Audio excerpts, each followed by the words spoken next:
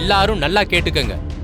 இவ்வளவு நாளா அவர் மேல தப்பு இருக்குன்னு பிராது கொடுத்ததால அவரால் தீர்ப்பு சொல்ல முடியாம இருந்துச்சு.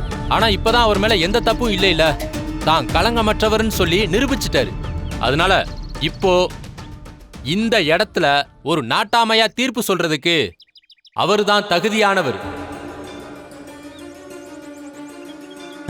அதனால ரகுராம் ஐயா தான் இப்ப இந்த வழக்குல தீர்ப்பு சொல்லுவாரு. ஐயா, அதெல்லாம் எதுக்கு? வேண்டாம். அண்ணா, நீங்க தான் தீர்ப்பு சொல்லணும்.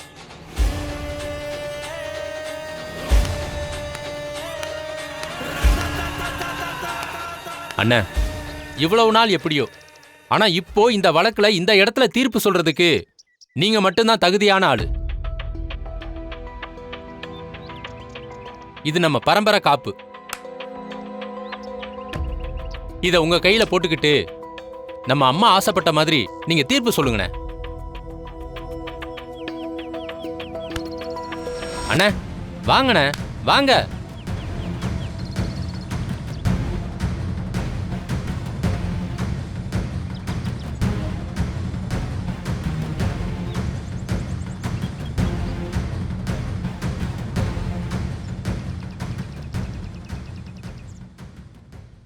எல்லாரும் நல்லா கேட்டுக்கோங்க. இந்த புவனேஸ்வரி எங்க குடும்பத்து மேல ஒவ்வொரு தடவையும் இந்த மாதிரி ஏதாவது பொய் வழக்கு போடுறதும் அதுக்கப்புறமா அந்த வழக்குல தோக்கிறதும் ஒரு வாடிக்கையாயிடுச்சு.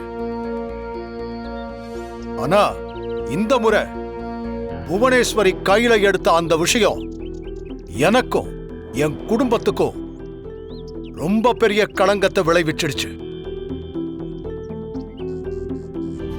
அதுக்கான தண்டனைய அவங்க ஏத்துக்கிட்டு தான் ஆகணும்.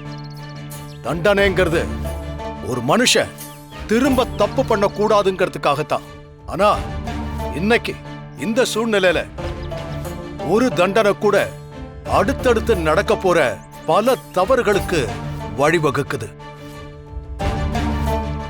இதனால இப்ப நான் என்ன முடிவெடுத்திருக்கேன்னா, இவங்களை மன்னிக்கணுமா இல்ல மன்னிக்க கூடாதாங்கிறத ஊர் மக்கள் நீங்க தான் முடிவெடுக்கணும்.